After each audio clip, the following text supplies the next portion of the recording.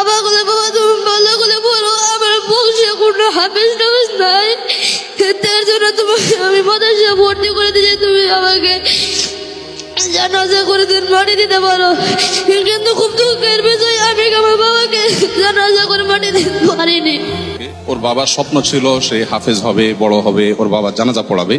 তার দুঃখের জায়গাটা হলো সে হয়তো স্পষ্ট করে বলতে পেরেছে কিনা, সে বলছে যে আমি আমার বাবার জানাজা পড়াতে পারিনি, এই দুঃখটা আমার রয়ে গেল, কারণ আমি ছোট মানুষ, আমি বড় হব, বাবা বড় হওয়ার পরে মারা যাবেন, জানাজা পড়াবো, সে সুযোগটা আমার হয়নি। কি নাম তোমার একটু বলবে, তোমার আব্বু কোথায় মারা গেছে, এবং এ বিষয়ে তোমার যে কষ্টের কথা তুমি একটু বলো তোমার আঙ্কেলদের। আসসালামু আলাইকুম ওয়া রাহমাতুল্লাহি ওয়া বারাকাতুহু। আমি মরহুম বকুল মিয়ার ছেলে। আমার বাবা ঢাকা রিক্সা চালাতেন।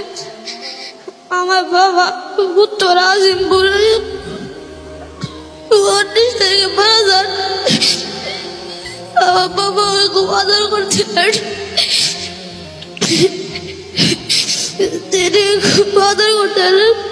আমি যখন সকালে রাস্তাঘাট আসলাম মাদ্রাসা থেকে, আমার বাবা বলতো আমার বাবা আসছে, তাকে 10টা টাকা দাও, তিনি রাস্তা খাবেন।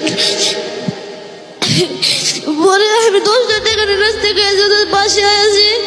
আমার বাবা বলে, বাবা তুমি রাস্তায় গেছো, আমি বলছি রাস্তায় গেছি।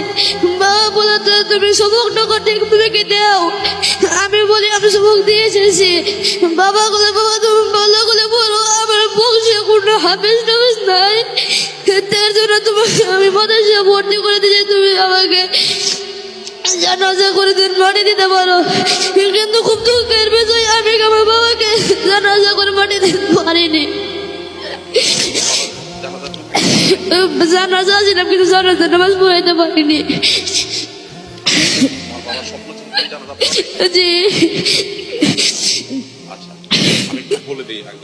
ওর বাবার স্বপ্ন ছিল সে হাফেজ হবে, বড় হবে, ওর বাবা জানাজা পড়াবে।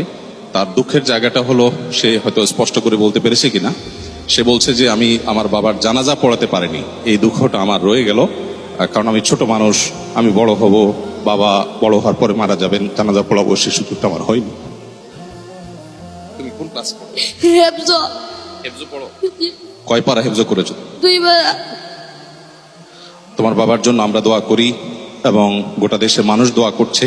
তোমার বাবার মৃত্যু গৌরবের মৃত্যু, ইনশাআল্লাহ তোমার বাবাকে আল্লাহ তাআলা জান্নাতুল ফেরদাউস নসিব করুন, আমরা দোয়া করছি। আর তোমার দুঃখ দূর হয়ে যাবে, মুসলমান হিসেবে আমরা বিশ্বাস করি ইনশাআল্লাহ জান্নাতে তোমার বাবার সাথে আল্লাহ তাআলা তোমার সাক্ষাৎ করাবেন ইনশাআল্লাহ। আলহামদুলিল্লাহ। আর কিছু তো বলবে?